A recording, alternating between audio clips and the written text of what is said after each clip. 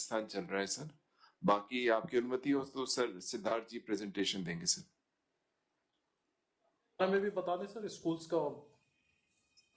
Sir अभी जो schools को खोलने वाली स्थिति थी सर, उसमें अधिकतर राज्यों ने सर, अभी मैं 1 मिनट आपको सर निवेदन करता हूँ सर।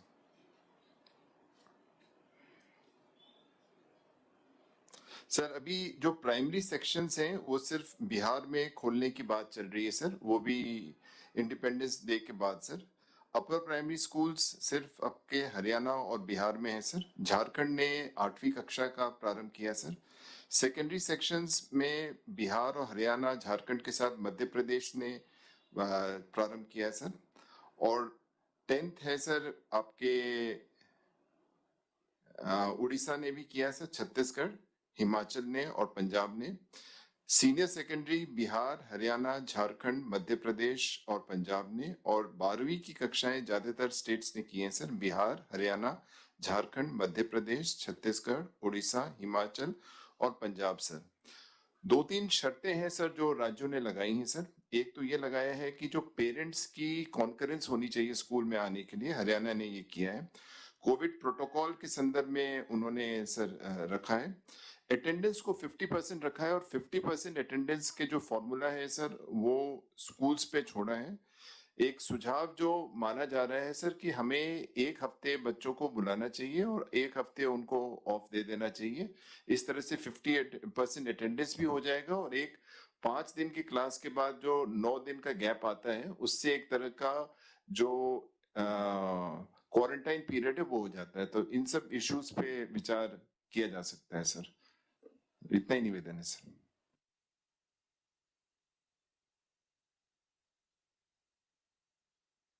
भगवान जी आप जरा अपना रिपोर्ट जो है, जो कमेटी बनाई गई अपनी, उसको भी आप दे दीजिए तो फिर नेक्स्ट मीटिंग करेंगे आजकल में।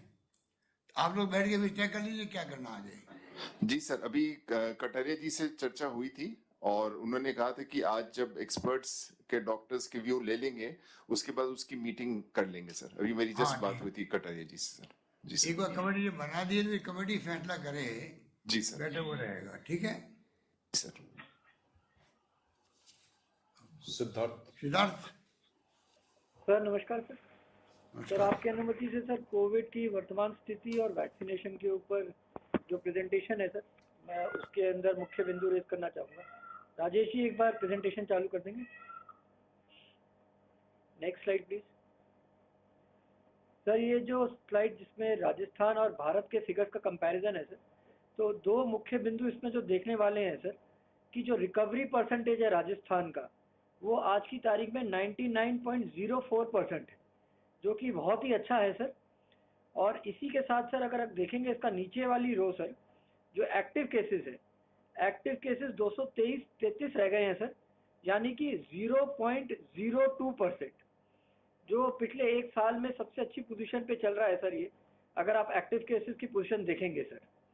तो राजस्थान में सर रिकवरी रेट भी बहुत अच्छा हो गया है और एक्टिव केसेस भी बहुत कम हो गए हैं सर। और यही अगर आप भारत का आंकड़ा देखेंगे सर तो 1.27% अभी भी भारत में एक्टिव केसेस चल रहे हैं सर। नेक्स्ट सर, ये साप्ताहिक पॉजिटिविटी देखेंगे सर तो पिछले 4 हफ्ते की अगर साप्ताहिक पॉजिटिविटी देखेंगे सर तो राजस्थान की 0.1 या उससे कम रही है सर। और अभी पिछले हफ्ते से, पिछले लास्ट वीक से और इस हफ्ते में 0.07 रह रही है सर। और जबकि पूरे भारत की देखेंगे 2.37 है सर। तो पूरे भारत की एवरेज के सामने भी राजस्थान की जो साप्ताहिक पॉजिटिविटी है वो बिल्कुल नेग्लिजिबल है सर। आज की तारीख में अगर हम 30,000 से 35,000 टेस्ट करते हैं तो दिन में हमारे को 20 लोगों के आसपास पॉजिटिव मिलते हैं सर। तो ये भी एक, अगर आप देखेंगे सर, ये पुराना फरवरी का भी आंकड़ा देखेंगे, जनवरी फरवरी का भी, तो ये पॉजिटिविटी, साप्ताहिक पॉजिटिविटी सबसे अच्छी है सर इस वक्त जो चल रही है पिछले 3-4 हफ्तों से sir. Next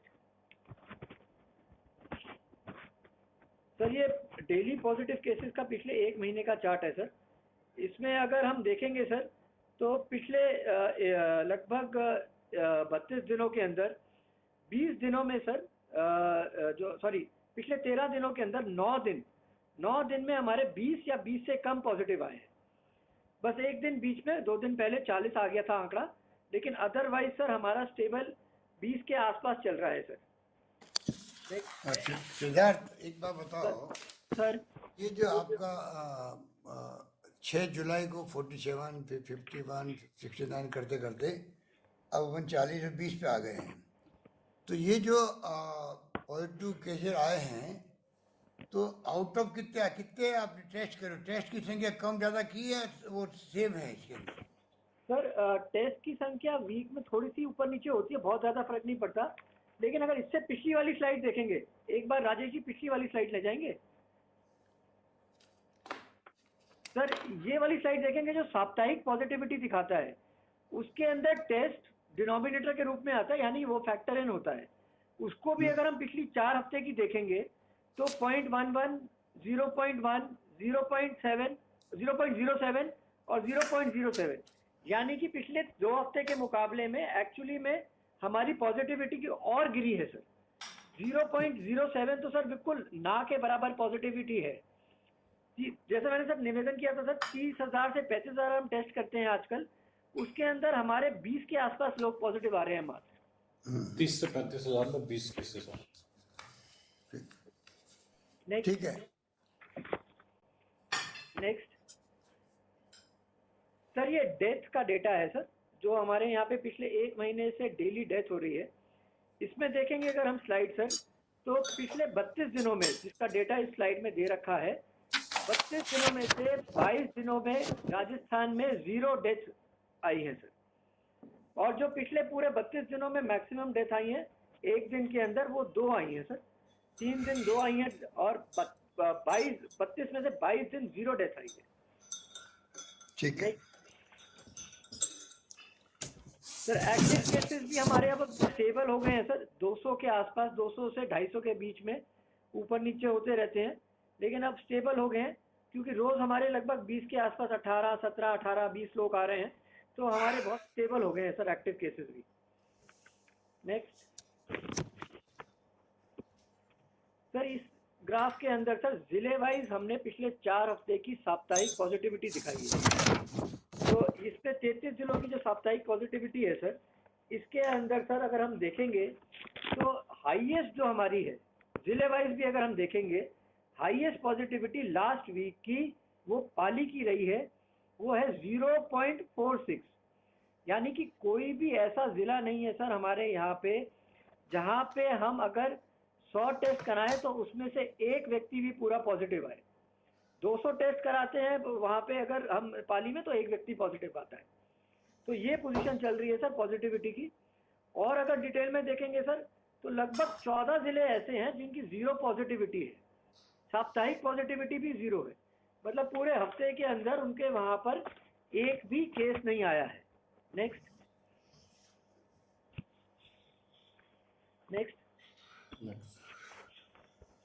sir, active cases जिले वाइज हमने इसमें लिया है सर कि किस जिले में कितने एक्टिव केसेस हैं। सर लेफ्ट हैंड साइड पे स्क्रीन पे जहाँ से 12 से शुरू हुआ है, तो 12 भरतपुर, भीलवाड़ा, बूंदी, चित्तौड़, चूरू, डूंगरपुर, जालोर, झालावाड़, झुंझुनू, करौली, कोटा, प्रतापगढ़ और सिरोही, 14 जिले ऐसे हैं जहाँ पे आज की तारीख में एक भी कोरोना का पॉजिटिव केस नहीं है, जो थे सब ठीक हो गए। तो 14 जिले सर, जैसे मैंने निवेदन किया, जहाँ पे कोई भी नहीं है। उसके अलावा मात्र 7 जिले हैं जो ग्राफ के राइट हैंड साइड पे हैं, जिसमें पॉजिटिव केसेस की संख्या डबल डिजिट्स में है। जोधपुर, सीकर, अजमेर, अलवर, नागौर, उदयपुर और जयपुर। तो मात्र 7-33 में से जिले हैं जहाँ पे पॉजिटिव केसेस की जो एक्टिव केसेस के फिगर है वो डबल डिजिट्स में है। 14 में 0 है और 7 में डबल डिजिट्स है, बाकी में सिर्फ सिंगल डिजिट्स में है, 2, 3, 4, 5। नेक्स्ट उदयपुर में सिद्धार्थ जी सर। 61 है और जयपुर में तो 64 है सर। बाकी जगह तो 12, 11, 10 हो गए, 9 हो गए, सब हो गए। पर ये क्योंकि जयपुर के बराबर लगभग है उदयपुर में, इसको क्या कारण मानते हैं? क्योंकि जयपुर और आबादी की दृष्टि से भी बहुत बड़ा फर्क है। सर ये जयपुर के जो केस हैं सर, ये पिछले 2-3 दिन में ज़्यादा आए हैं सर, 13 आए हैं। बीच में जयपुर में लगभग केस आ ही नहीं रहे थे सर, तो वो कारण है। और उदयपुर में रोज कहीं से आ रहे हैं। उदयपुर में क्योंकि इन्होंने एक वो कर रखा है सर, उदयपुर पूरे डिवीजन में हमने इनको बोल रखा है, क्योंकि पिछली बार भी शुरुआत में सर, अगर आपको याद होगा सेकेंड वेव में उदयपुर डिवीजन से ही केसेस पहले आने शुरू हुए थे, क्योंकि वहाँ पे गुजरात से महाराष्ट्र से मूवमेंट रहता है। तो वहाँ पे हमने अभी भी बोल रखा है कि कोई भी केस अगर साउथ से आ रहा है, राजस्थान में अंदर आ रहे हैं, उन लोगों को आप ध्यान रख के स्पेशली उनकी सैंपलिंग कराएं। तो उदयपुर डिवीजन के अंदर पूरे, केवल उदयपुर में ही नहीं सर, बांसवाड़ा में भी जो इक्का दुक्का केस आते हैं, वो उसमें से ज़्यादातर वही हैं जो बाहर से आ रहे हैं, बॉम्बे से आ रहे हैं। इस वक्त स्पेशली महाराष्ट्र वाले जो आ रहे हैं, वो केसेस हमारे पॉजिटिव आ रहे हैं सर। ठीक है, नेक्स्ट सर, अन्य राज्यों से कल की तारीख में जो पोजीशन थी उसकी तुलना करें सर, तो राजस्थान में मात्र 20 पॉजिटिव आए थे सर। तो पूरे इंडिया में अगर देखेंगे सर, तो जो 4-5 राज्य हैं जो अभी भी जहाँ पे केसेस हाई लेवल के हैं सर, वो सबसे पहले सबसे नीचे जो दे रखा है केरला है सर। केरला में लगभग 20,000 के आसपास केसेस आ रहे हैं सर, 20 से 22,000। उसके बाद महाराष्ट्र, कल थोड़े से कम हुए थे महाराष्ट्र में, लेकिन महाराष्ट्र में 6 से 8,000 के बीच में केसेस चल रहे हैं सर। फिर है तमिलनाडु और आंध्र प्रदेश, जहाँ पे 2,000 के आसपास डेली केसेस आ रहे हैं। नॉर्थ में अगर थोड़ा बहुत कहीं पे बढ़ा है सर, तो वो पिछले 5-6 दिनों में हिमाचल के अंदर बढ़ा है सर। और उसका कारण हो सकता है सर, क्योंकि वो हिल स्टेशन है और वहाँ पे सर, जैसे सभी को विदित है, जैसे ही लॉकडाउन खुलना शुरू हुआ था, तो दिल्ली और नॉर्थन रीजन से सर बहुत सारे लोग वहाँ पे छुट्टियाँ मनाने चले गए थे। तो एक हिमाचल है जो नॉर्थ और वेस्ट इंडिया के अंदर थोड़ा सा राइस उसने दिखाया है। बाकी सदर्न स्टेट्स और महाराष्ट्र अभी भी थोड़े हाई नंबर पे चल रहे हैं। वहाँ पे डेथ भी ज़्यादा हैं सर, जैसे राजस्थान में 0 डेथ थी कल, उसके मुकाबले सर केरल में 188 और महाराष्ट्र में भी उतनी थी सर। तमिलनाडु और आंध्रा में भी सर 30 और 22 डेथ थी सर। कर्नाटका में भी सर थोड़ा सा हाई है, क्योंकि सदर्न स्टेट कर्नाटका में भी आता है, वहाँ पे भी 1800 से 2000 के बीच केसेस चल रहे हैं। पर नॉर्थ वेस्ट और वेस्टर्न इंडिया के अंदर अभी केसेस बढ़ने शुरू नहीं हुए। नेक्स्ट सर, आपके अनुमति सर मैं वैक्सीनेशन के बारे में निवेदन कर दूं सर। तो सर वैक्सीनेशन में सर अभी तक हमने, अभी जो मैंने थोड़ी देर पहले डेटा देखा था, 3,48,00,000 लोगों को हमने डोज लगाई है सर। उसके अंदर जो हमारा जो टारगेट है सर 18 प्लस का, वो हमारी टारगेट जो पॉपुलेशन है 5,14,00,000 बनती है सर। उसके अंदर से लगभग 52% लोगों को हमने फर्स्ट डोज लगा दी सर, और 16% लोगों को फुल्ली वैक्सीनेट कर दिया है। तो हमारे टारगेट ग्रुप जिसको अभी वैक्सीन लगाई जा रही है, उसमें से 16% लोग को राजस्थान ने फुल्ली वैक्सीनेट कर दिया है। नेक्स्ट सर, ये वैक्सीन यूटिलाइजेशन दिखाता है सर। इसके अगर डेटा देखें सर, तो 3,33,77,000 के आसपास वैक्सीन आई। ये कल तक का 5 तारीख तक का है सर, कल थोड़ी और आई थी हमारे पास। और 5 तारीख की शाम को ही 3,42,00,000 से ज़्यादा लोगों को हमने वैक्सीन लगा दी।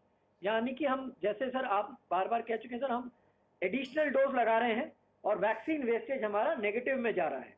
आज की तारीख में 5 लाख के आसपास डोज हम बचा चुके हैं सर। और ये अभी कुछ, जब हमारी और डोजेज जो पड़ी हैं, आज अगर फिगर आएगा तो ये 5 लाख से भी ऊपर चला जाएगा। नेक्स्ट सर, ये ग्राफ दिखाता है कि हमारे पास डेली कितनी वैक्सीन आ रही है और कितनी वैक्सीन हम लगा रहे हैं। तो सर अगर लास्ट के कुछ दिनों में देखेंगे, तो हमारे पास जो वैक्सीन बीच में 2-3 बार ज़रूर हमारे पास काफ़ी अच्छी मात्रा में वैक्सीन आई थी सर, कभी 7 और 8 लाख वैक्सीन आई थी। लेकिन मोर और लेस जो हमारे पास वैक्सीन आती है, वो 2 से 3, 3.5 लाख के बीच के आसपास आती है सर डेली, जबकि हमारी लगाने की कैपेसिटी 15 लाख है। और जैसे ही हमारे पास वैक्सीन आती है सर, जनरली हमारे को एक दिन शाम को आती है, तो जैसे हमारे पास आज शाम को आएगी, हम उनको ज़िलों में बांटेंगे। तो आसपास वाले, जयपुर के आसपास या उदयपुर के आसपास 2 जगह जहाँ पे वैक्सीन आती है, उसके आसपास वाले ज़िले तो हम उनको गाड़ियों को पहले ही बुला लेते हैं, और वो रात को वैक्सीन ले जाके अगले दिन यानी कि अगर आज रात को वैक्सीन लगाएंगे तो कल वो वैक्सीन लगा भी देंगे। और जो दूर दराज वाले ज़िले हैं जैसे जैसलमेर हो गया, गंगानगर, हनुमानगढ़ हो गया, तो ये लोग फिर अगले दिन लगाते हैं। तो पर 48 घंटे के अंदर हमारे पास जो भी वैक्सीन आती है उसको हम फुल यूटिलाइज कर लेते हैं। नेक्स्ट सर, ये ग्राफ और क्लियर कर देगा सर जो मैं कह रहा था। इसमें मैंने केवल जो हमारे पास वैक्सीन रिसीव हुई है वो ली है।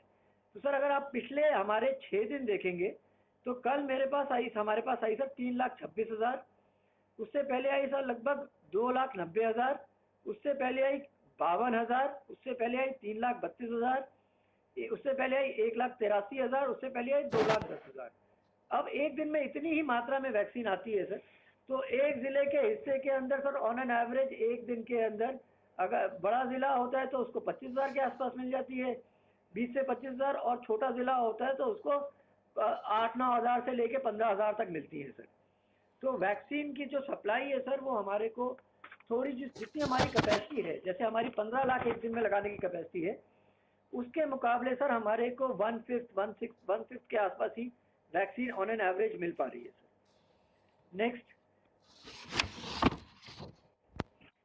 सर, जब एलोकेशन के अगेंस्ट हमारे को रिसीव हुई सर, वो उसमें मैं इंडिकेट करना चाह रहा हूँ सर।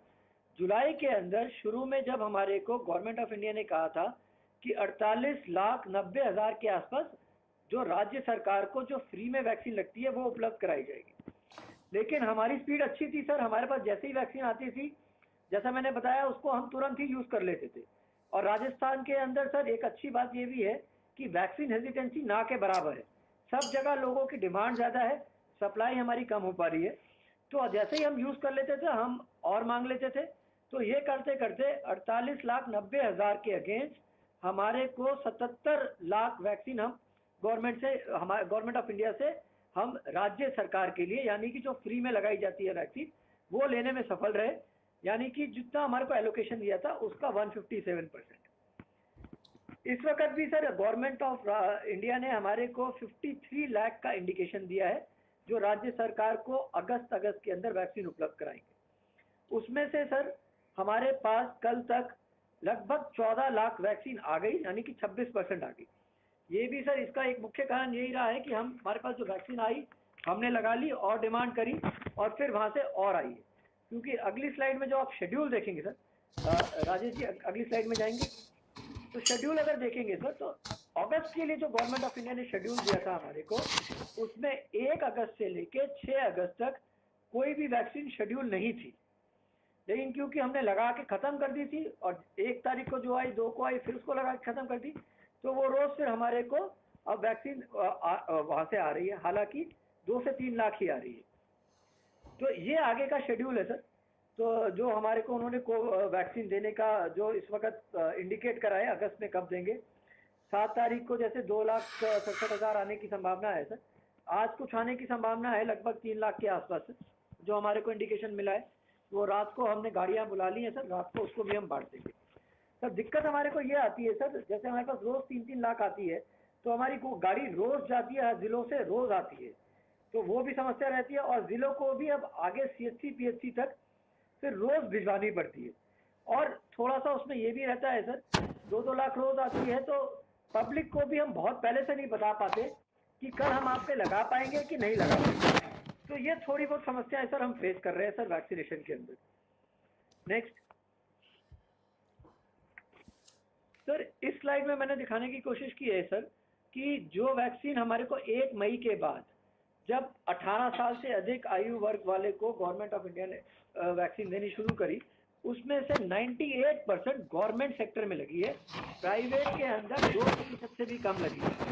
उसका मुख्य कारण सर क्योंकि एक गवर्नमेंट के अंदर फ्री है, दूसरा गवर्नमेंट में हम जगह जगह पर नीचे तक लास्ट एंड तक पहुंच गए हैं और जहां जहां हमारे को मिलती है जगह, वहां पे सब जगह हम वैक्सीन लगा रहे हैं। और हमारी जो टीम है काफ़ी अच्छे से काम कर रही है इसके अंदर और काफ़ी अच्छे से लोगों को वैक्सीन लगाती है। तो लोगों का रुझान सरकारी वैक्सीनेशन सेंटर की तरफ ही है सर। तो सर मेरे को इतना ही कहना था सर। बस एक चीज़ और मैं स्कूल वाले में ऐड करना चाहूँगा सर कि स्कूल के अंदर सर महाराष्ट्र ने भी अब 9 to 12 स्कूल खोलने की घोषणा कर दी है सर। और उसके साथ साथ सर यूपी ने भी घोषणा कर दी है सर। तो ये दो पॉइंट सर मैं बताना चाहूँगा सर। जैसे जो हमने इंडिकेशन लिया था सर, कर्नाटका ने भी सर 9 से 12 तक की क्लासेस का 23 अगस्त से खोलने का बताया है सर। और महाराष्ट्र ने भी खोलने का सर हिंदुस्तान टाइम्स में आया है सर, 9 से 12 की क्लासेस खोलने का सर महाराष्ट्र के द्वारा भी ये निर्णय लिया गया है सर। और तमिलनाडु भी 9 से 12 खोलने का उन्होंने निर्णय लिया है सर। मेरी तरफ से इतना ही था सर।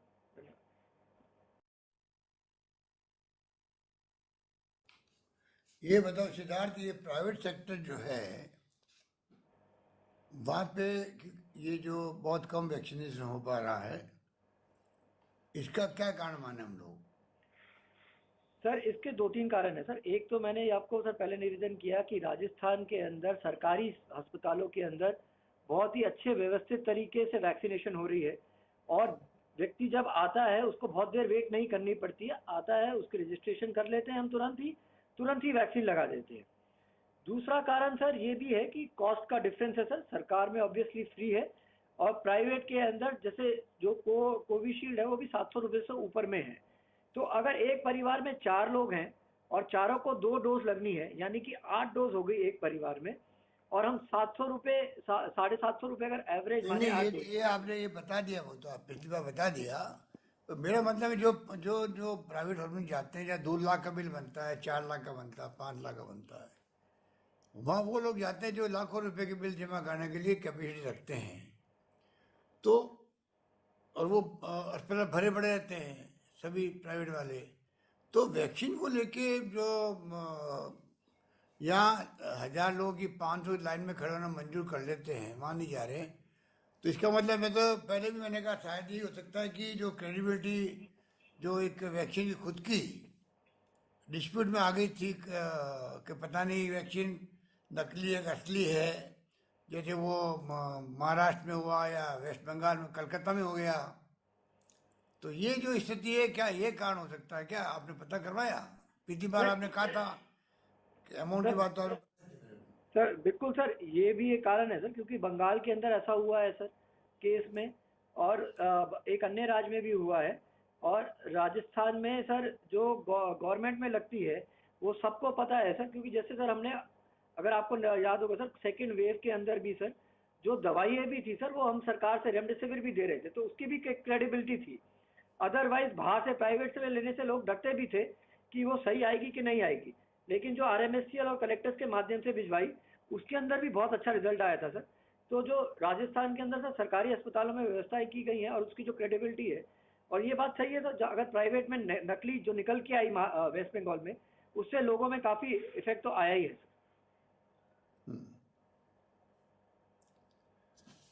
ठीक है, इसके बाद में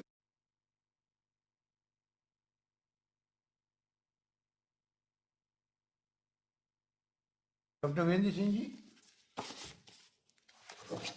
डॉक्टर वीरेंद्र सिंह जी। नमस्कार सर। हाँ नमस्कार सर।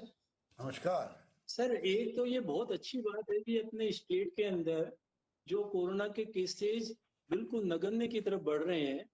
हालांकि आज जो पेपर के अंदर जो R फैक्टर है वो पिछले महीने उन्होंने बताया कि 0.65 था, और वो आज 1.03 वो बता रहे हैं। पर जो एक्चुअल नंबर ऑफ केसेस हैं, जो पॉजिटिविटी है, वो काफी कम है। तो ये एक तरह से सारा का सारा कॉन्जेनियल एटमॉस्फेयर तो है कि जब देश के दूसरे प्रांतों के अंदर वो क्लासें खोल रहे हैं, तो ये चीज एक तरह से खोलने के लिए सोचा जा सकता है। लेकिन इसके साथ में सर 2-3 इम्पोर्टेंट फैक्टर हैं। नंबर 1, क्लास वही खुले जहाँ की कोविड अप्रोप्रिएट बिहेवियर को अडॉप्ट करने में छात्र सक्षम हो, और जहाँ की जो टीचर्स एंड वहाँ का स्टाफ है वो एटलीस्ट वैक्सीनेटेड हो गया हो। दूसरी बात ये है कि वो पूरे टाइम के लिए नहीं खुले, जिससे कि वो खाना लेकर बच्चा जाए या वो पानी लेकर जाए तो खाने के लिए मास्क उतारना पड़े, ऐसी स्थिति नहीं हो। महाराष्ट्र में एक अच्छी बात वो कर रहे हैं कि जो स्कूलों के अंदर बड़ी अच्छी काउंसलिंग कर रहे हैं कि थूकना नहीं है, क्योंकि थूकने से ये कोरोना का प्रसार की आशंका बढ़ जाती है। तो थूकना नहीं है, और जो भी जो चीज है उसके अंदर वो कर सकें। अब इसके अंदर एक बात जो मैं कहना चाह रहा हूं सर कि हाँ, सॉरी सर, एक बीच में आ गया। हाँ, एक बात जो मैं कहना चाह रहा हूँ कि अभी भी हमारे इंडिया के अंदर ही नहीं बल्कि विश्व के काफी देशों के अंदर काफी हाई संख्या के अंदर केसेज आ रहे हैं, और इवन जो चीन है जहां से ये वायरस जनरेट हुआ वहां भी डेल्टा की मार से वो सफर करने लग गया। तो ये एक तरह से अभी हमारे राज्य में भी यदि हम इसकी तुलना करें तो जैसे चूल्हे की आग होती है, उसके अंदर आग तो बुझ गई लेकिन जो अंगारे हैं वो सुलग रहे हैं, और जरा सा appropriate behaviour miss appropriate behaviour मिलते ही वो वापस आगे धधक सकते हैं। और इसका एक जो आगे आने वाले टाइम में जो रक्षाबंधन है वो एक महत्वपूर्ण बात है, कि रक्षाबंधन वो त्योहार है जिसमें कि हाईएस्ट नंबर ऑफ मूवमेंट होता है पीपल का, चाहे बहनें घर जाएं चाहे भाई घर जाएं, मूवमेंट काफी ज्यादा अपने समाज के अंदर होता है। तो वो एक पिछली साल की अपन याद करें सर, 22 तारीख वो रक्षाबंधन वो टाइम था जबकि अपने केसेज फर्स्ट वेव के अचानक बढ़े थे, उसके बाद में वो पीक आया था। तो अभी हम यदि खोलने का सोचते हैं स्कूल तो 9th ऑनवर्ड का सोचें, लेकिन उससे पहले नहीं, क्योंकि वो कोविड अप्रोप्रिएट बिहेवियर नहीं कर पाएंगे। और दूसरी चीज ये जो हम करें इसका, तो आगे जैसे ही केसेस नंबर बढ़े हमें तैयारी करनी चाहिए कि तुरंत वापस इसको हम रिवर्ट भी कर सकें। इतना ही कहना था सर, धन्यवाद। थैंक यू डॉक्टर साहब, thank you. Doctor Sudhir Bhandari ji. Good evening sir, good afternoon sir. मैं पूरा एक परिदृश्य देना चाहूँगा सर कि हम लोग almost peak of second wave को क्रॉस कर चुके हैं सर, और हम इम्पेंडिंग थर्ड वेव के बीच में खड़े हैं सर, जिसका कि काफ़ी स्टेटिस्टिकल एनालिसिस से ये असेसमेंट हुआ कि सितंबर से अक्टूबर तक हमें थोड़ा केयरफुल रहना है। मैं ओवरऑल एक परिदृश्य देना चाहूँगा सर। थर्ड वेव जो कि हम एंटिसिपेट कर रहे हैं वो ये डिपेंड करेगी सर कि क्या ये डेल्टा वायरस ही अफेक्ट करेगा या कोई नया वेरिएंट आने वाला है, कोविड एप्रोप्रिएट बिहेवियर का हमारा क्या स्टेटस होता है, और वैक्सीन कवरेज कितना होता है। सर अगर वायरस रिप्लिकेट करता है तो अधिक खतरनाक वेरिएंट बनने की हमको आशंका रहती है। सर एक ब्लूमबर्ग रिपोर्ट आई है जो IIT कानपुर और हैदराबाद से निकली है सर।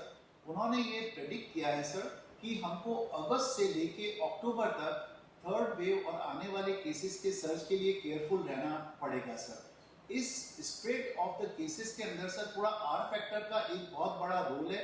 R फैक्टर एक वो फैक्टर है सर जिससे कि वायरस की इन्फेक्टिविटी का पता लगता है। मैं आमजन को बताना चाहूँगा कि R फैक्टर नॉर्मली 0.6 से नीचे होना चाहिए। अगर R फैक्टर 1 से अधिक होता है तो इससे स्प्रेड होने का डर रहता है सर। अभी आज की तारीख में सर हमारे देश में 8 राज्य ऐसे हैं जिसमें R फैक्टर 1 से अधिक है। ये राज्य हैं हिमाचल, जम्मू कश्मीर, पांडिचेरी, लक्षद्वीप, तमिलनाडु, मिजोरम, कर्नाटका और केरल, जो कि केरल भारत के करीब 50% केसेस को होस्ट करता है सर। आज की तारीख में भी हमारे कंट्री का R फैक्टर भी थोड़ा अधिक है जो कि 1 से कम होना चाहिए। मैं एक उदाहरण देना चाहता हूँ आम लोगों के लिए कि R फैक्टर अगर हम कहते हैं 0.7 या 0.8 है, इसका तात्पर्य ये है कि 10 कोविड पेशेंट 7 या 8 लोगों के अंदर इस इन्फेक्शन को फैला सकते हैं। एक मैं फैक्ट बताना चाहूँगा सर कि भारत में 90% केसेस डेल्टा वायरस के पेशेंट हैं, और ऐसा माना गया है कि ये डेल्टा वायरस हमारे जो दूसरे इन्फेक्शियस डिजीज है जैसे मीजल्स और चिकन पॉक्स उनके जितना खतरनाक है। अगर मैं ये कहूँ सर कि मीजल्स और चिकन पॉक्स में R फैक्टर 8 to 10 पाया जाता है, इसका तात्पर्य है सर कि एक मीजल्स या चिकन पॉक्स का पेशेंट 10 पेशेंट क्रिएट कर सकता है, और वो 10 पेशेंट आगे जाके हर पेशेंट 8 से 10 पेशेंट को और फैला सकता है। तो डेल्टा वायरस की इन्फेक्टिविटी मीजल्स और चिकन पॉक्स के बराबर पाई गई है। ये एक मैटर ऑफ कंसर्न है सर। अगर हम दूसरे देशों की बात करें सर तो अमेरिका, कनाडा और ऑस्ट्रेलिया में भी आर फैक्टर 1.2 पाया गया है। सर मैं एक कोविड-19 का एक विश्व परिदृश्य देना चाहूँगा सर कि अगर हम वेव की बात करें सर तो अमेरिका, फ्रांस, जर्मनी और यूके में 4th वेव भी आ चुकी है, जापान में 5th वेव भी आ चुकी है, रूस और दक्षिण अफ्रीका में 3rd वेव भी आ चुकी है। भारत हम 2nd wave to 3rd wave भी कर रहे हैं। और अगर हम अमेरिका का देखें सर तो अमेरिका अकेले के अंदर परसों एक दिन में 1,20,000 पेशेंट पाए गए। परसों अमेरिका के अंदर आईपीडी पेशेंट का नंबर जो 12,000 था पिछले हफ्ते 40,000 हो गया सर। और 40% अमेरिका के पेशेंट 3 राज्यों में, फ्लोरिडा में, जॉर्जिया में और ल्यूसियाना में है सर। और ये वही राज्य है सर जहाँ पे वैक्सीनेशन बहुत कम हुआ है। तो एक तो फैक्ट मैं ये शेयर करना चाहूँगा सर कि जिन राज्यों में वैक्सीनेशन कम हुआ है वहाँ पे ये नया केसेस बढ़ने की चिंता रहती है सर। अगर हम फ्रांस का देखें सर, फ्रांस की आबादी सिर्फ 6 करोड़ है, भारत की 130 करोड़ है और परसों अकेले फ्रांस में 22,000 केसेस आए थे। जर्मनी जिसकी आबादी 8 करोड़ है, परसों एक दिन में जर्मनी के अंदर 2,500 केसेस आए थे सर। इतना ही नहीं सर, डेल्टा वायरस जो अभी चल रहा है उसकी चिंता यह है कि चीन के अंदर भी 13 सिटीज में उन्होंने लॉकडाउन घोषित कर दिया है सर। तो ये एक इम्पॉर्टेंट एस्पेक्ट है। ऑस्ट्रेलिया के अंदर से डेल्टा वायरस के कारण 6 बार विक्टोरिया स्टेट के अंदर वहां पे लॉकडाउन उन्होंने घोषित किया सर। तो अगर इस विश्व परिदृश्य के संदर्भ में हम भारत का आंकलन करें सर तो अभी हमारे देश में नॉर्थन इंडिया में केसेस कम है, 50% केसेस केरला में है और मिजोरम में है। केरल के बाद कर्नाटका, तमिलनाडु और आंध्र प्रदेश में भी केसेस बढ़ रहे हैं सर। अगर हम पिछली वेव को देखें सर तो पिछली वेव में महाराष्ट्र और केरल और गुजरात के बाद राजस्थान में 1.5 से 2 महीने बाद केसेस आए थे सर और राजस्थान में आर वैल्यू बढ़ना शुरू हो गई थी। अगर हम हमारे सिटी का देखें सर, आज की तारीख में जयपुर की आर वैल्यू 0.58 है, लेकिन सर हमें कोविड एप्रोप्रिएट बिहेवियर बहुत फॉलो करना पड़ेगा। जैसा कि वीरेंद्र सिंह साहब ने बताया, आने वाले जो राखी और दूसरे पर्व में हमको सोशल गैदरिंग को प्रोटेक्ट करना है, बिकॉज हमें अपने सिटी और प्रदेश का आर फैक्टर को हमें कंटेन करना है। एक सर जो आईसीएमआर की सीरो सर्वेलेंस रिपोर्ट आई थी सर, उसको सर हम एक प्रॉपर वे के अंदर इवेल्युएट करना चाहेंगे, बिकॉज कोई भी सीरो सर्वेलेंस रिपोर्ट और इफेक्टिव होने के लिए करीब 30 to 40%, यानी कि हमारे प्रदेश के 10 से 12 डिस्ट्रिक्ट्स के अंदर सीरो सर्वेलेंस होना चाहिए। अतः हमें इसको एक केयरफुल ऑब्जर्वेशन के तहत हमें देखना पड़ेगा सर। और ये तो पक्का है सर कि आज की तारीख में हम बहुत प्रोटेक्टेड हैं, बट हमें आगे वाले कुछ महीनों के लिए, बिकॉज साउथ इंडिया के अंदर जिस तरह केसेस बढ़ रहे हैं, हमें बहुत केयरफुल रहना पड़ेगा सर। एक इतना ही नहीं सर, एक जो सबसे इम्पोर्टेंट ये है सर कि हमारा वैक्सीनेशन जैसे जैसे बढ़ेगा उतना हमारा प्रोटेक्शन लेवल बढ़ता चला जाएगा। एक नया टेक्निक, अच्छी न्यूज़ ये भी है सर कि एक म्यूटेशन टेक्निक शुरू हुई है अमेरिका में, सिएटल के अंदर सर। एक म्यूटेशन टेक्निक के द्वारा आने वाले वेरिएंट की स्टडी होके और उसका प्रेडिक्ट किया जा सकता है कि किस तरह के वेरिएंट आने वाले हैं और उसको हम वैक्सीनेशन के द्वारा प्रोटेक्ट कर सकते हैं। तो ये भी एक रिसर्च काफ़ी हद तक चल रहा है सर। जहाँ तक स्कूल्स ओपनिंग का सवाल है सर, जो प्रोटोकॉल्स बताए गए हैं उसको फॉलो करना इम्पॉर्टेंट रहेगा, बट डेफिनेटली सर हमें अगले 2 से 4 हफ्ते तक केयरफुल रहना पड़ेगा। एक यूरोप के अंदर सर कोविड पासपोर्ट इशू हुआ है कि किसी भी तरह का इंटरनल और एक्सटर्नल ट्रैवल के लिए पेशेंट को डबल वैक्सीनेटेड होना चाहिए और एडिक्वेट एंटीबॉडी टाइटर होना चाहिए। उसके बारे में हमारे यहाँ भी सोचा जा सकता है। स्कूल ओपनिंग के प्रोटोकॉल्स डेफिनेटली बहुत अच्छे बताए गए हैं sir. Only issue is that sir कि अगले 2 से 4 हफ्ते तक अगर हम बहुत केयरफुल रहे, बिकॉज विश्व परिदृश्य को देखते हुए कि डेवलपिंग नेशन में भी आर फैक्टर बढ़ रहा है, केसेस बढ़ रहे हैं, आईपीडी नंबर बढ़ रहा है और ये सब डेल्टा वायरस के हाईली डेंजरस होने के कारण बढ़ रहा है। तो सर उसको देखते हुए अगले कुछ हफ्ते में हमें ऑब्जर्वेशन को बहुत इंटेंस रखें और कोविड एप्रोप्रिएट बिहेवियर जैसा कि सभी लोग कहते हैं ऑब्जर्व करें, तो हमारी जो बहुत अच्छी इफेक्टिव स्थिति है सर वो हम मेंटेन कर पाएंगे। इतना ही मैं कहना चाहूँगा sir. Thank you very much sir. धन्यवाद doctor, thank you. Doctor Raja Babu, हमार नमस्कार सर। नमस्कार। कोरोना 19 की second wave sir almost declining phase में है हमारे प्रदेश में, जो कि आपके नेतृत्व में सरकार द्वारा डॉक्टर्स पैरामेडिकल स्टाफ के आउटस्टैंडिंग अच्छे कार्य का परिणाम है, जिसके लिए आपको बहुत बहुत साधुवाद और धन्यवाद प्रेषित करता हूं। लेकिन सर ये अभी हमारे स्टेट के अंदर जैसे आंकड़ा बताए हैं सिद्धार्थ जी ने कि हमारी रिकवरी रेट बहुत अच्छी है, आउटस्टैंडिंग है, एक्टिव केसेस डिक्रीज हो रहे हैं, वीकली पॉजिटिविटी मार्केटली डिक्रीज हो गई है, प्रतिदिन जो केसेस आ रहे हैं बहुत कम हैं, और डेथ हैं जो ऑलमोस्ट जीरो है काफ़ी दिनों से। सर एक्चुअली ये बहुत एनकरेजिंग डेटा हैं, लेकिन सर मैं यहाँ निवेदन करूँगा, जिस आर नॉट की डिस्कशन कर रहे हैं जो अभी हमारे यहाँ हमारे स्टेट में 0.5 है, लेकिन ऑल इंडिया का ये जो एवरेज देखते हैं तो ये आता है 101.03। Actual sir R factor deviation, slight में डेविएशन होता है, वो बहुत इंपॉर्टेंट है। लेकिन सर ये जो डेटा सिद्धार्थ जी ने बताए हैं ये बहुत सेंसिटिव है, क्योंकि आर फैक्टर है ना वो उसमें और इन डेटा में थोड़ा सा आर फैक्टर लेट चलता है सर, आर फैक्टर थोड़ा सा लेट चलता है, क्योंकि आर फैक्टर टोटली कैलकुलेशन का तरीका उसका ये है कि नंबर ऑफ द केसेस कितने आए रोजाना, कितनी डेथ हुई, कितने हॉस्पिटल में एडमिशन बढ़ गए, और एक्टिव केसेस कितने हैं, और रिकवरी रेट कितनी है। ये डेटा हम जब फीड करते हैं किसी एरिया के अंदर, जोग्राफिकल एरिया में एक पर्टिकुलर टाइम पे, तो आर फैक्टर निकलता है। तो अभी हमारा आर फैक्टर बहुत अच्छा है, क्योंकि हमारे ये फैक्टर बहुत अच्छे हैं जो सिद्धार्थ जी ने बताए हैं। लेकिन ऑल ओवर इंडिया का आर फैक्टर कोई बहुत ज्यादा अच्छा नहीं है, और ऐसा भी नहीं है कि राजस्थान में बाहर से आने वालों पे कोई प्रतिबंध है, इसलिए हम ये नहीं कह सकते हैं कि हम बिल्कुल सेफ हैं, क्योंकि वहां से अभी एक सच्ची घटना है कि केरला से 21 बच्चे नर्सिंग के पढ़ाई करते थे जो एग्जामिनेशन दे के तमिलनाडु आए, तो 21 के 21 पॉजिटिव थे और डेल्टा वेरिएंट था उनमें, और वो एक बहुत बड़ा सोर्स था जो कि तमिलनाडु में वो स्प्रेड कर सकता था। तो मेरा निवेदन ये है सर, जो भी स्टेट हैं, जो 8 स्टेट हैं जिसमें आर फैक्टर ज़्यादा हैं, रोजाना पॉजिटिविटी रेट ज़्यादा हैं, और वहाँ डेथ भी हैं, और पूरे हिंदुस्तान में देखें तो 38 से 42 हजार के बीच पिछले एक हफ्ते से ये मतलब जस्ट रोटेट कर रहा है, ये घूम रहा है, कभी आ जाते हैं 38, कभी आ जाते हैं 40, कभी आ जाते हैं 42। और ये केरला स्टेट को गवर्नमेंट ऑफ इंडिया ने बहुत अच्छी तरह स्टडी किया है सर, और उन्होंने कमेंट्स दिए हैं। उस कमेंट्स के हिसाब से हमें भी सावचेत रहना चाहिए।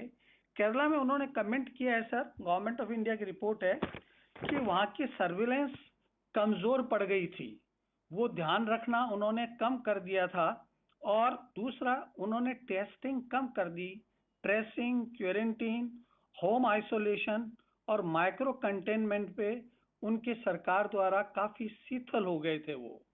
दूसरा, जनता की कोविड डिसिप्लिन की पालना है जो बिल्कुल नेग्लिजिबल के बराबर हो गई थी, और वैक्सीनेशन की बहुत स्लो स्पीड थी। अतः मेरा निवेदन ये है सर कि हमारा बहुत अच्छे रिजल्ट्स हैं, we are going towards downward trend, almost negligible the cases are there, लेकिन हमें इन बातों पे बहुत ही अलर्ट रहना है, जिस पे सावचेती बरतनी है, जो कि गवर्नमेंट ऑफ इंडिया ने पॉइंट आउट किए हैं। और दूसरा जहां तक सवाल है सर डेल्टा वेरिएंट का, डेल्टा वेरिएंट जो स्टडी किया गया केरला में कि भाई डेल्टा वेरिएंट के अलावा कोई नया म्यूटेशन तो नहीं हो गया है, लेकिन उन्होंने पाया कि नया कोई म्यूटेशन नहीं हुआ है। ये जो शिथिलता है और जनता द्वारा अपना दायित्व नहीं निभा रहे हैं, उसकी वजह से केसेस बढ़ रहे हैं। अदरवाइज वेरिएंट तो वही है, 90 to 95% केसेस में जो वेरिएंट अपने यहाँ है। पिछले 2-3 महीने में जब केसेस 3 महीने में ज्यादा थे, उस समय हमारे 90% से ज्यादा डेल्टा वेरिएंट था, वही वहां पर है। दूसरा, अमेरिका में जैसा डॉक्टर भंडारी ने बताया कि डेल्टा वेरिएंट ज्यादातर उन लोगों को अफेक्ट कर रहा है जो वैक्सीनेटेड नहीं है, जिन स्टेट में वो कॉपरेट नहीं कर रहे हैं। दूसरा, एक बहुत बड़ा उनको जो मास्क हटाने के बाद में जो उनको नुकसान भुगतना पड़ा है कि एकदम से केसेस 137% इंक्रीज हो गए हैं मास्क हटाने से और काफी लोगों के वैक्सीनेशन नहीं कराने से। ऐसा नहीं है कि डेल्टा वेरिएंट वैक्सीनेटेड को अफेक्ट नहीं करता, क्योंकि सर जो वैक्सीन है सर, उसकी जो ट्रायल है, वैक्सीन के 2 मार्कर होते हैं सर, सेरोगेट मार्कर होते हैं कि वैक्सीन की इफेक्टिविटी का क्या मापदंड है। हम क्या माने कि क्या मापदंड है, क्या सीरोलॉजिकल एंटीबॉडी मापदंड है या क्लिनिकल मापदंड है।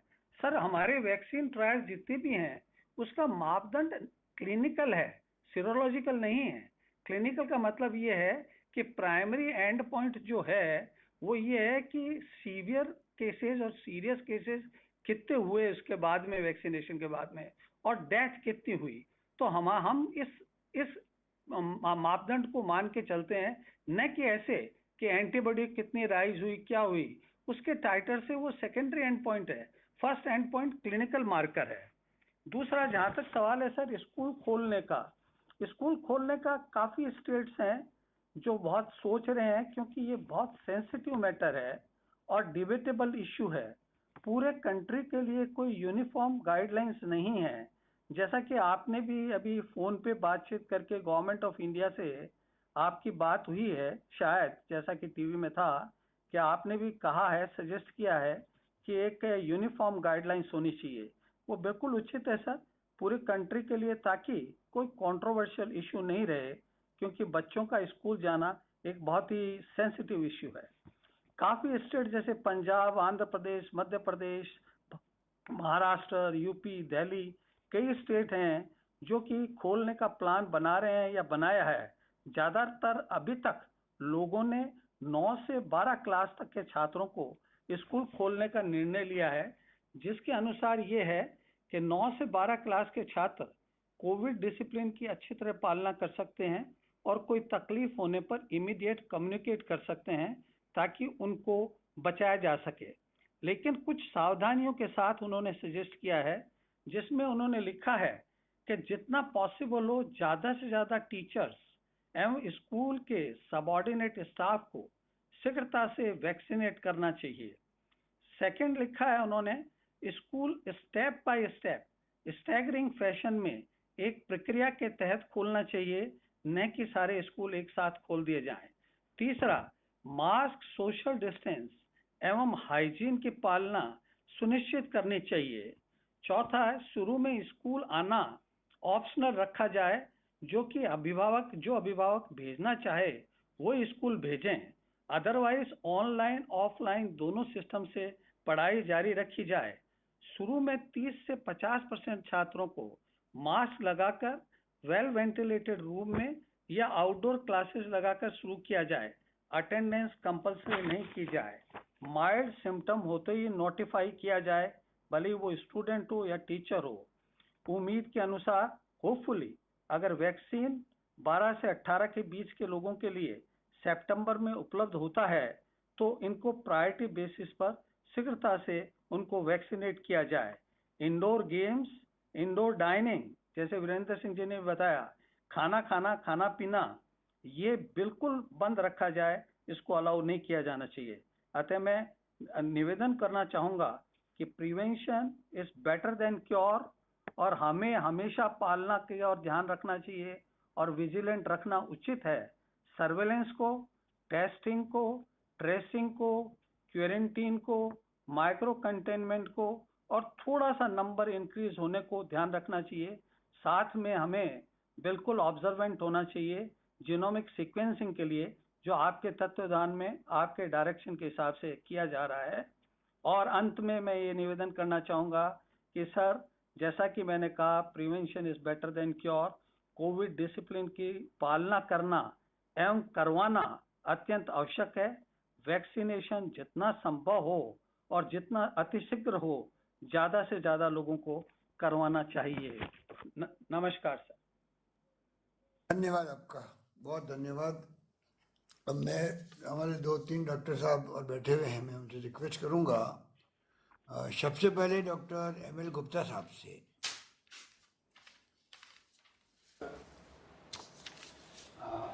मेरे तो प्रिंसिपल साहब ने, डॉक्टर वीरेंद्र सिंह साहब ने, डॉक्टर राजा बाबू ने काफ़ी कुछ डिस्कस कर लिया है। मैं अपना एक्सपीरियंस जो हमारा JK लॉन हॉस्पिटल का है, स्टेट का है, बच्चों से रिलेटेड कोविड को शेयर करना चाहता हूँ। हमारा जो फर्स्ट वेव थी उसमें बच्चों का जो परसेंटेज था कोविड से कोविड पॉजिटिव वो 8.6% था। सेकेंड वेव में जो जनवरी से अभी तक वो परसेंटेज 10% था, मीन्स ऑलमोस्ट सेम थे। हालांकि एब्सोल्यूट नंबर 2.5 टाइम्स थे, पर percentage of the children affected by Covid infection was almost the same. JK lawn hospital में देखें सर तो जो पहली वेव में हमारी जो मॉर्टिलिटी थी वो 5.8% थी, सेकेंड वेव में मॉर्टिलिटी 11.9%। और ये भी इम्पॉर्टेंट है कि फर्स्ट वेव में मॉर्टिलिटी थी वो ज़्यादातर जो कोमॉर्बिड कंडीशंस वाले बच्चे थे उनकी थी, सेकेंड में जो केवल कोविड की वजह से इन्फेक्शन हुआ था उसमें भी मॉर्टिलिटी काफ़ी ज़्यादा थी। नाउ सर अगर ये देखें अपन एज वाइज तो मॉर्टिलिटी जो कोविड की वजह से थी वो मॉर्टिलिटी वो एज ग्रुप 1 to 5 ईयर्स में मैक्सिमम थी, दैट वाज अराउंड 40%। और जो दूसरा मल्टी सिस्टम इन्फ्लेमेटरी सिंड्रोम जो कोविड की पोस्ट कोविड कॉम्प्लिकेशन है उसमें mortality age group 5 to 10 years से ज़्यादा। तो हमारे ऑब्जर्वेशन ये है कि कोविड की वजह से भी और मल्टी सिस्टम इन्फ्लेमेटरी सिंड्रोम की वजह से भी मॉर्टिलिटी कंपेरेटिवली बिलो 10 ईयर वाले बच्चों में ज़्यादा है, अबाउट 10 ईयर वाले बच्चों में कंपेरेटिवली मॉर्टिलिटी कम है। अब हमारे यहाँ जो जेके लॉन हॉस्पिटल में है वो लास्ट 17 जुलाई के बाद में JK lawn as well as RUHS में एक भी केस रिपोर्ट नहीं हुआ है, अभी कोविड कोई भी पेशेंट एडमिट नहीं हुआ है। तो इन सब ऑब्जर्वेशंस को देखने से ये है क्लियर कि सर कंपेरेटिवली 10 साल से ऊपर वाले बच्चे में सीवियरिटी कम है। तो अगर अपन स्कूल खोलना चाहते हैं, दूसरी बात वीरेंद्र सिंह सर ने भी कहा कि 22 अगस्त को वो है राखी है, तो तब तक राखी वाला अगस्त वाला टाइम ही निकल जाएगा। तो 22 अगस्त तक देखें अपन, तब तक ये ट्रेंड भी पता लग जाएगा अपन को जो साउथ से केसेस अपने नॉर्थ में बढ़ रहे हैं कि नहीं बढ़ रहे हैं।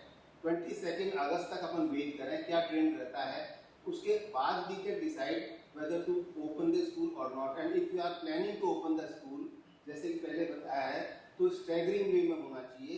About 10 years mean almost 9 class के ऊपर वाले बच्चों का खोलें, उसमें भी 50% स्ट्रेंथ बच्चों को बुलाएं, 50% टाइम के लिए स्कूल खोलें, जिससे कि 3-4 घंटे के लिए खोलें। लंच का सिस्टम ही नहीं, लंच अपने बच्चे घर पर जाके करें। और ये है कि अपन वेट करके ट्रेंड देख के उसके बाद डिसाइड कर सकते हैं। थैंक यू डॉक्टर, धन्यवाद आपका। डॉक्टर राम बाबू Sharma ji. Good afternoon sir, मैं रिगार्डिंग बच्चों के आने वाले कोविड की थर्ड वेव और इसमें वैक्सीनेशन के रोल के बारे में थोड़ी सी बात करना चाहूँगा सर। एक चीज़ मैं शेयर करना चाहता हूँ कि सर US के अंदर मॉडर्ना की वैक्सीन के ऊपर बच्चों में ट्रायल हो चुकी है और वहाँ 12 से 17 साल की उम्र में वैक्सीन लगाना शुरू किया जा चुका है सर। चाइना अपने साइनोवेक बायोटेक वैक्सीन है वो इन्होंने 3 साल से 17 साल की उम्र के बच्चों में देने शुरू कर दिए हैं। तो हमारा देश का प्रयास ये रहेगा कि छोटे बच्चों में वैक्सीन की ट्रायल्स हो जाए। तो हमारे यहाँ 4 जगह पर वैक्सीन की ट्रायल चल रही है sir. AIIMS new Delhi, AIIMS Patna, Rohtak और नागपुर के अंदर ट्रायल्स चल रही हैं। फर्स्ट डोज ट्रायल की लगभग कंप्लीट हो गई है, सेकेंड डोज के बाद रिजल्ट आना शुरू हो जाएगा। बच्चों में वैक्सीन के कारण कभी कभी मायोकार्डाइटिस और थ्रोम्बोसाइटोपेनिया और थ्रोम्बोसिस जैसे कॉम्प्लिकेशंस होते हैं। उसकी सेफ्टी प्रूव होते ही यदि वैक्सीन सप्लाई हमारी इम्प्रूव होती है तो हमें केंद्र सरकार को ये सुझाव देना चाहिए कि आने वाले टाइम में जैसे हम सोच रहे हैं कि 9वीं से लेकर 12वीं तक के बच्चों को स्कूल भेजें तो उनको पहले वैक्सीन लगा करके भी स्कूल बुलाया जाए, तो उससे हमें काफ़ी कोरोना को रोकने में बच्चों में मदद मिलेगी सर।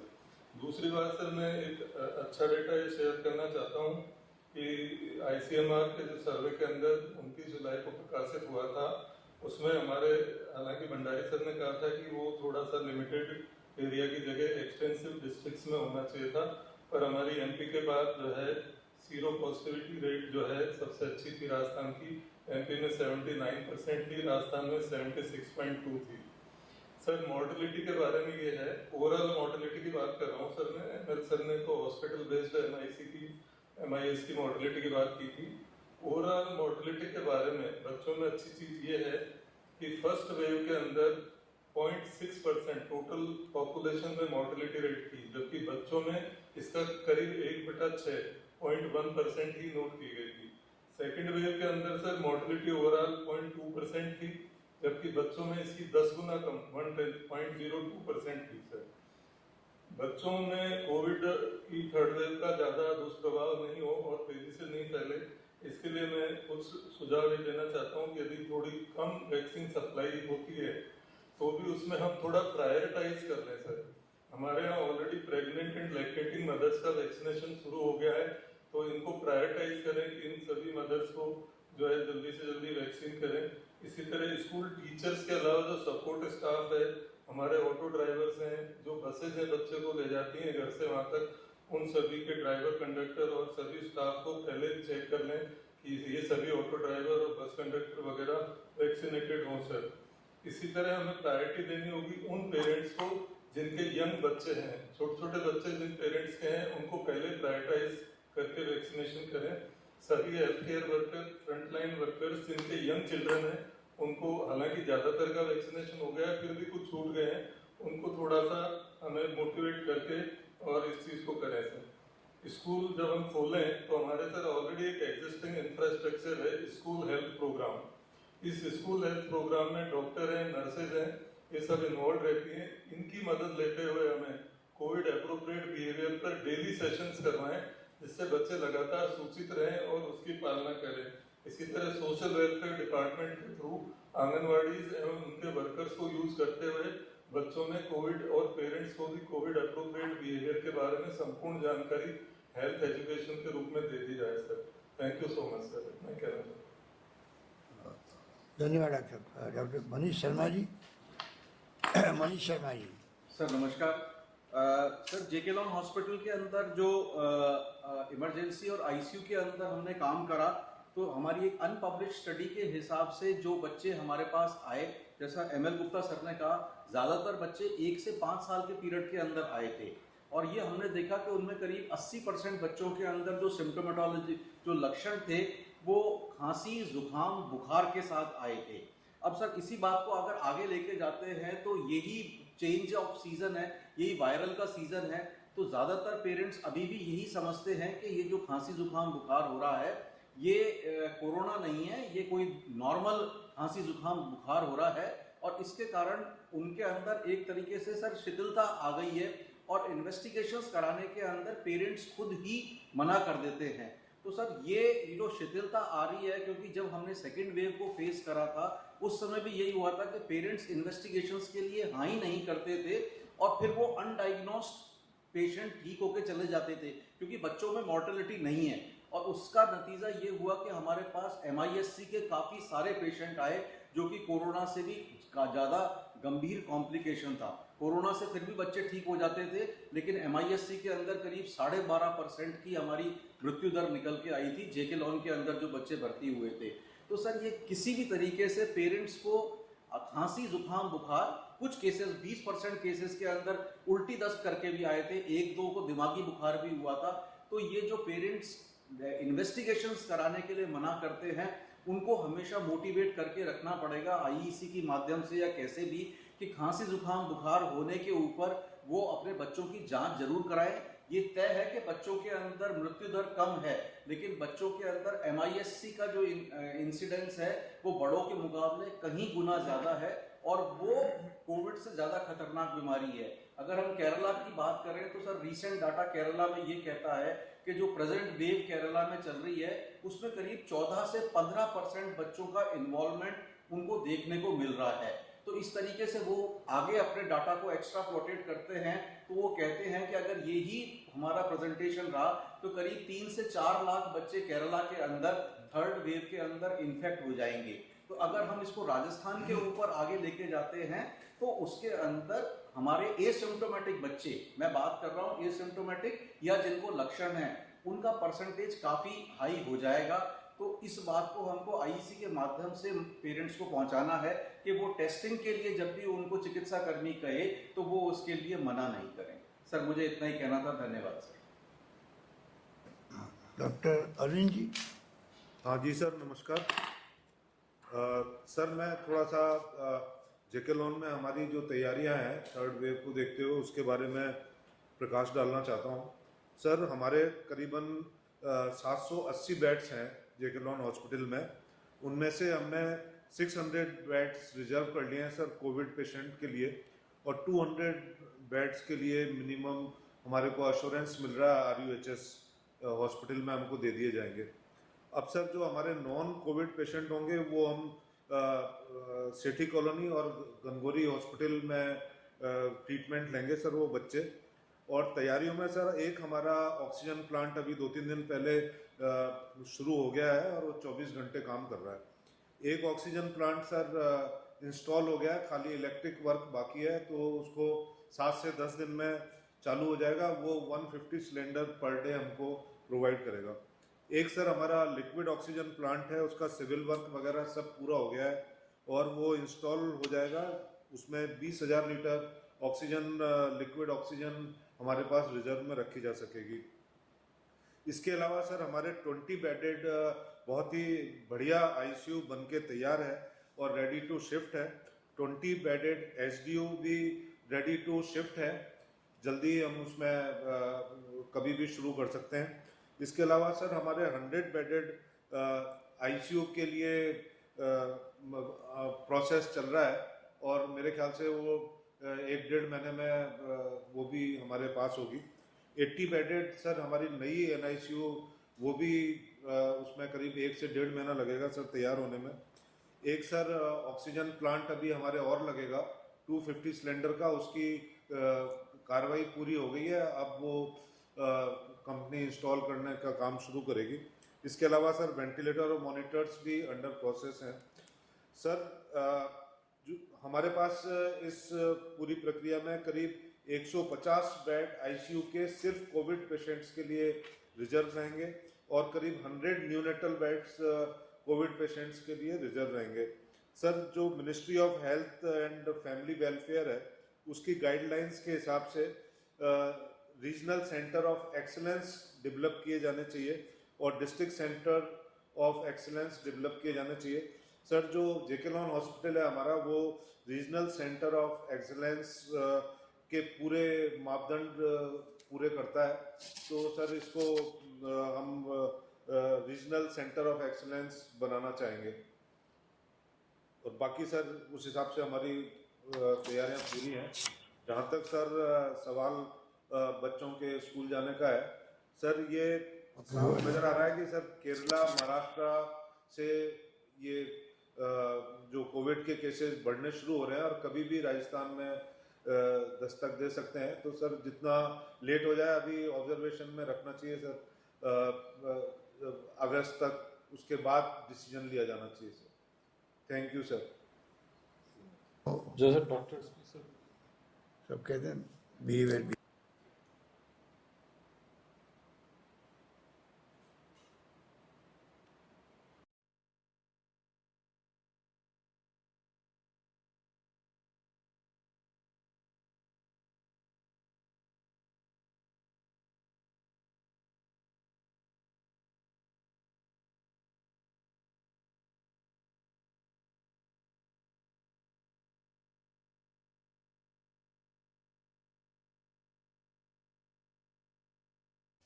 निरंजन आर्य जी, चीफ सेक्रेटरी साहब। Thank you sir. बात तो सारी हो ही गई सर, इससे कोई खास बात है नहीं है। ठीक कह रहे शिवार गर्ग जी है नहीं सर, वो भरतपुर मंत्री जी के साथ है, धारीवाल जी के साथ। शिवार गर्ग जी धारीवाल जी के साथ वो साथ है। रघु शर्मा जी मंत्री जी आगे हमारे फ्रेश होके। रघु शर्मा जी सर कहना सर ठीक है, सब सुन अच्छी तैयारियां हैं, कोई दिक्कत नहीं है सर। कल आ जाऊंगा सर शाम को। अकेले जाके आ गए, कल शाम को हम लोगों को लिया थे भैया, हम भी तो 1.5 साल से घर में बंद हैं।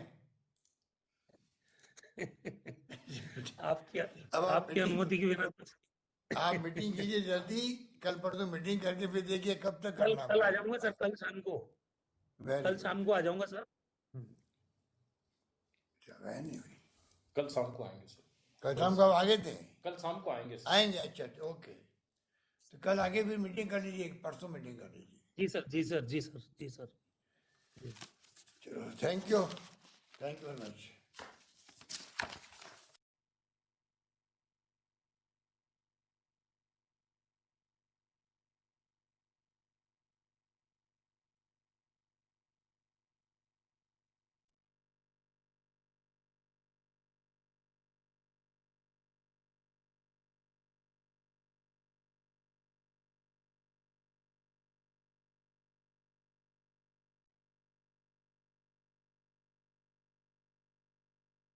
Your meeting has ended.